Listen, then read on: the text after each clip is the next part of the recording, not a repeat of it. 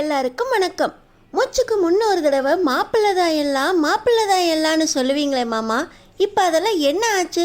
பாக்கியராஜ் கூப்பிட்டோன்னே உங்கள் பொண்ணு பின்னாடியே பாக்கியராஜ் கூட வந்துட்டா, நீங்களும் கேள்வியே கேட்காம உங்கள் பொண்ணை உங்கள் வீட்டிலேயே வச்சுருக்கீங்க, நியாயம் பேச வேண்டாமா மாமா அப்படின்னு இந்த தங்கராஜ் ராகவன் ராஜலக்ஷ்மியை நடு வீட்டில் நிற்க வச்சு கேள்வி கேட்குறாரு. மாப்பிள்ள, நாங்கள் கேட்டுக்க மாட்டோம்னு நினைக்கிறீங்களா மாப்பிள்ள? ரேவதியும் பாக்கியராஜோடு சேர்ந்துக்கிட்டு அவர் என்னை வெளியே நிறுத்திட்டாருன்னு சொல்கிறா மாப்பிள்ள. எங்களால் ஒன்றுமே கேட்க முடியலையே மாப்பிள்ள. அவள் சொல்லுவா மாமா, அவள் 1000 சொல்லுவா. இந்த வீட்டில் மலரோட பிறந்தநாள் எந்த வருஷத்துல வந்து கொண்டாடிக்கிட்டு இருக்கீங்க? என்கிட்ட ஒரு வார்த்தை சொன்னீங்களா? வீட்டில் எல்லா விஷயத்துக்கும் மாப்பிள்ளை வேணும், மாப்பிள்ளை தான் முன்னணின்னு செய்யணும்னு சொல்லுவீங்க. இந்த விஷயத்துக்கு என் காதுக்கே வரலையே, நீங்களா கொண்டாடி இருக்கீங்க. இந்த விஷயத்துக்கு ரேவதிக்கு மட்டும் யார் நியூஸ் சொன்னது? ரேவதியை மட்டும் வர வச்சு முக்கியமாக உங்கள் மருமகளுக்கு பிறந்தநாள் கொண்டாடி இருக்கீங்க. இந்த விஷயத்த ரேவதி என்கிட்ட சொல்லவே இல்லை.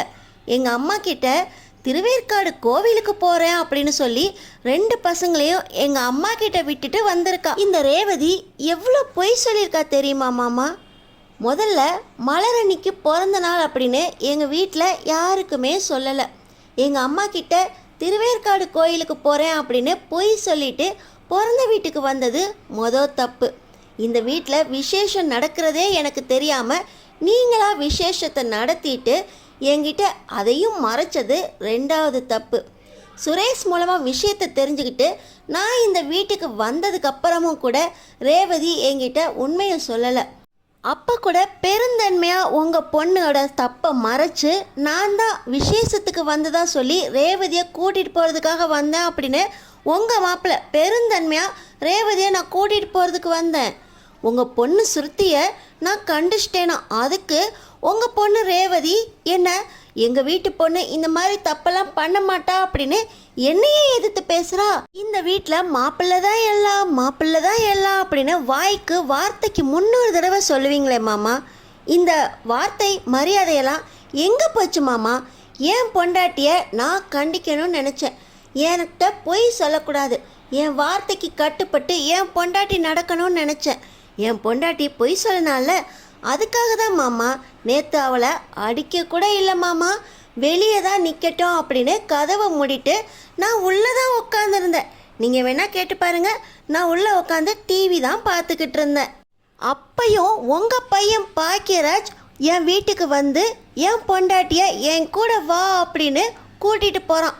ரேவதியும் என் வார்த்தைக்கு கட்டுப்படாமல் வெளியே நிற்காமல் பொய் சொன்னது தப்பு அப்படின்னு உணராமல் அவங்க அண்ணன் கையை பிடிச்சிக்கிட்டு நைட்டோட நைட்டாக வீட்டுக்கு வந்திருக்கா. இது தப்பா மாமா? என் மேலே என்ன தப்பு இருக்கு மாமா? ரேவதி பொய் சொன்னது தப்பு இல்லையா, நான் அந்த தப்புக்கு தண்டனை கொடுத்தது தப்பான் அப்படின்னு இந்த தங்கராஜ் ராகவன் ராஜலக்ஷ்மிகிட்ட சொல்ல, மாப்பிள்ள நீங்கள் இருங்க மாப்பிள்ள, இவனை நான் கண்டிக்கிறேன் அப்படின்னு சொல்லி இந்த ராகவன் நேராக பாக்கியராஜ் பக்கத்தில் போய் நின்றுட்டு சட்டையை பிடிச்சி கேட்குறாரு. உன் வாழ்க்கை தான் பெருசு, உன் தங்கச்சியோட வாழ்க்கை பெருசு இல்லை அப்படின்னு இந்த மலரோட கூட்டிகிட்டு வந்தவதானடா நீ. தான் தங்கச்சியோட உயிர் போனாலும் பரவாயில்ல அப்படின்னு உன் தங்கச்சி வாழ்க்கையை காப்பாற்றுறதுக்காக மாப்பிள்ளை பெருந்தன்மையாக ரேவதியை கல்யாணம் பண்ணிக்கிட்டாரு. இன்னைக்கு வரைக்கும் ரேவதியை பத்திரமா சந்தோஷமாக வச்சுருக்காரு. ரேவதிக்கு ஒன்றுனா மாப்பிள்ளை துடிச்சு போயிடுவார். அப்படிப்பட்ட மாப்பிள்ளைகிட்ட ரேவதி பொய் சொல்லிட்டு வந்தது தப்பு. நான் காலையிலே என்ன சொன்னேன்? ரேவதி நீ ஒழுங்கா மாப்பிள்ளை வீட்டுக்கு கிளம்பிப்போன்னு சொன்னேன்ல, அப்படி இருந்தும் இன்னும் நீ ஏன் இங்கே இருக்க? இந்த பாக்கியராஜ் உன் வாழ்க்கை முக்கியம் இல்லை அப்படின்னு மலரோட ஓடி போனவன். இன்னைக்கு வரைக்கும் மலர் தான் எல்லாமே அப்படின்னு அவள் கிச்சனில் இருந்தாலும் அடுப்படியே கதின்னு கிடக்கிறவன். ஆனால் மாப்பிள்ளை அப்படி இல்லை, 24 மணி நேரமும் ரொம்ப பிஸியாக சுற்றிக்கிட்டு இருக்காரு. அந்த பிஸிலையும் உன்னை எவ்வளோ சந்தோஷமாக வச்சுருக்காரு. ஏதோ நீ பொய் சொல்லிட்டு வந்துட்டா அப்படின்னு உனக்காக வெளியே தள்ளிட்டு அவரும் வீட்டுக்குள்ளே தானே இருந்திருக்காரு. என்னமோ உன்னை வெளியே தள்ளிட்டு அவர் பூட்டு போட்டு வெளியே போன மாதிரி பேசிக்கிட்டு இருக்க. ரேவதி உனக்கு எப்போவுமே மாப்பிள்ளை தான் எல்லாம், மாப்பிள்ளை சொல்கிறபடி தான் கேட்கணும். நீ இப்போயே மாப்பிள்ளை கூட கிளம்பி போ அப்படின்னு இந்த ராகவனும் ராஜலக்ஷ்மியும் ரேவதியை கழுத்தை பிடிச்சி வெளியே மாப்பிள்ளையோட தள்ளாத குறையா தள்ள. இப்போ பாக்கியராஜ், அப்பா என்னப்பா பேசுகிறீங்க? நைட் நேரம்னு கூட பார்க்காம ரேவதியை நைட்டியோட வீட்டுக்கு வெளியே நிற்க வச்சிருக்காரு. நான் போனப்போ ரேவதி அழுதுகிட்டு இருந்துச்சுப்பா அப்படின்னு பாக்கியராஜ் சொல்லிக்கிட்டு இருக்கும் போதே நம்ம மதிக்கு கோவம் வந்துடுது. ஒரு பொண்ணை நடுராத்திரில வெளியே தள்ளி நிற்கிறவன் நல்ல புருஷன், ஆனால் அந்த பொண்ணை பாதுகாப்பாக தன்னோட பிறந்த வீட்டுக்கு கூட்டிகிட்டு வந்து நீ இங்கேயே இருமான்னு சொல்கிறவன் கெட்டவனா தெரியுறானா உங்களுக்கு அப்படின்னு நம்ம மதி கேட்குறாங்க.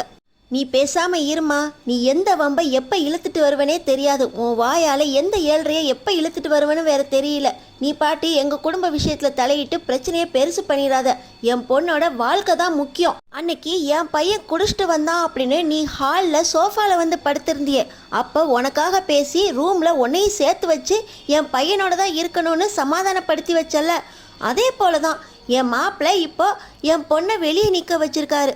என் பொண்ணும் என் மாப்பிள்ளையும் ஒன்றா சேர்ந்து வாழணுங்கிறதுக்காக 2 பேரையும் சமாதானமாக போக சொல்கிறேன். இதில் உனக்கு என்னம்மா தப்பு தெரியுது அப்படின்னு இந்த ராகவன் கேட்க, இதில் என்ன தப்புன்னு கேட்குறீங்க, அன்றைக்கி உங்கள் பையன் குடிச்சிட்டு வந்திருந்தார், அவரோட என்னால் சேர்ந்து இருக்க முடியாது அப்படின்னு வெளியே வந்து படுத்திருந்தேன். ஆனால் இன்றைக்கி அவர் தான் பிடிச்சி வெளியே தள்ளியிருக்காரு. உங்கள் மாப்பிள்ளை உங்கள் மகளை கழுத்தை பிடிச்சி வெளியே தள்ளியிருக்காரு.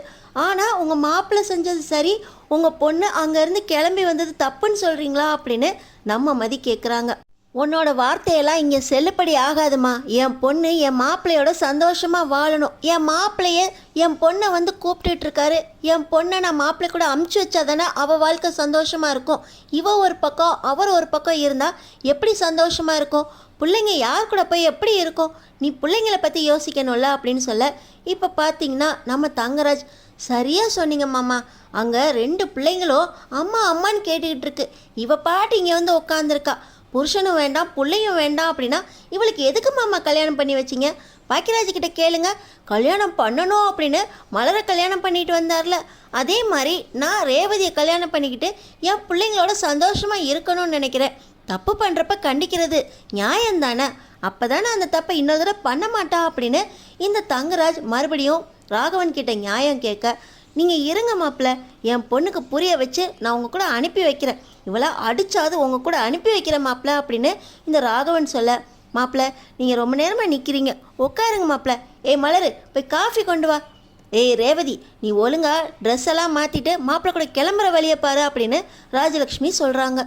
ஆனால் நம்ம ரேவதி பாக்கியராஜோட கையை பிடிச்சிக்கிட்டு, அண்ணன் நான் அவர் கூட வீட்டுக்கு போகல அண்ணன், மறுபடியும் அவர் என்னை அடிப்பாருண்ணே, அவர்கிட்ட அடி வாங்கி எனக்கு உடம்பெல்லாம் வலிக்குதுண்ணே, எத்தனை தடவை தான் நானும் அவர்கிட்ட அடி வாங்குறது, இப்போ புதுசாக ஆரம்பிச்சிருக்காரு, நைட்டு நேரத்தில் வெளியே தள்ளி கதவை சாத்துறாரு, அவர் குடிச்சிட்டு வந்தால் கூட அவரை வீட்டுக்குள்ளே ரூம்குள்ளே வச்சு இது வரைக்கும் அந்த விஷயத்த வெளியே சொன்னதே இல்லைண்ணே, இப்போ அவர் என்னை வெளியே தள்ளிட்டாருன்னா எனக்கு ரொம்ப பயமாக இருக்குண்ணே, உனக்கே தெரியும்ல எனக்கு இருட்டுனா எவ்வளோ பயம் சின்ன வயசுலேருந்து அப்படின்னு நம்ம ரேவதி பாக்கியராஜ்கிட்ட சொல்லிக்கிட்டு இருக்கும்போது சுரேஷ் அப்போ தான் டியூட்டி முடிச்சுட்டு வராரு.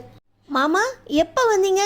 இவ்வளோ காலையில் வந்திருக்கீங்க, என்ன ரேவதி எதுவும் விசேஷமா அவசரமா அப்படின்னு இந்த சுரேஷ் கேட்க, நம்ம அழகுமதி நேராக சுரேஷ் கிட்ட போய், உங்கள் மாமா உங்கள் அக்காவை வீட்டை விட்டு வெளியே தள்ளி கதவை மூடியிருக்காரு, பாக்கியராஜ் அண்ணன் அதை தெரிஞ்சுக்கிட்டு நம்ம வீட்டுக்கு கூட்டிகிட்டு வந்துட்டார், இப்போ தங்கராஜ் மாமா உங்களை கூட்டிகிட்டு போகிறதுக்காக வந்திருக்காங்க, நீங்களே நியாயத்தை கேளுங்க அப்படின்னு நம்ம மதி சொல்கிறாங்க. என்ன நைட் நேரத்தில் அக்காவை வீட்டை விட்டு வெளியே தள்ளி கதவை மூடினாரா?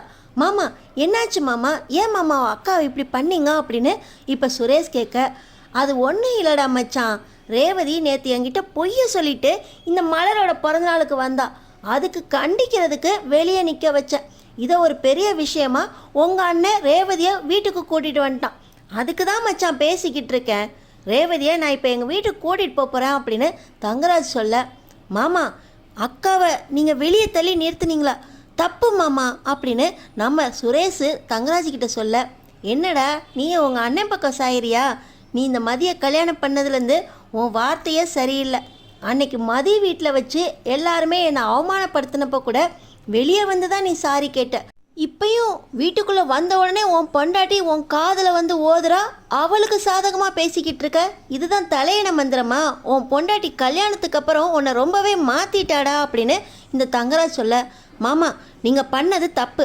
அக்காவை நைட்டு நேரம் எதுக்கு வெளியே நிறுத்துனீங்க அப்படின்னு சுரேஷ் அவர் கையை நீட்டி கேட்க, என்னடா விரல ஒசத்தி பேசிக்கிட்டு இருக்க, இந்த மாமா கிட்ட விரல ஒசத்தி பேசுகிற அளவுக்கு நீ வளர்ந்துட்டியா அப்படின்னு தங்கராஜ் சுரேஷ் கிட்ட கோவப்பட, பாக்கியராஜ் டேய் சுரேஷ் நீயாவது கேளுடா, ரேவதியை நைட்டு நேரம்னு கூட பார்க்காம வெளியே தள்ளி கதவை மூடிட்டு அவர் வீட்டுக்குள்ளே உட்காந்து ஸ்டேட்டஸ் போட்டுக்கிட்டு இருக்காடா.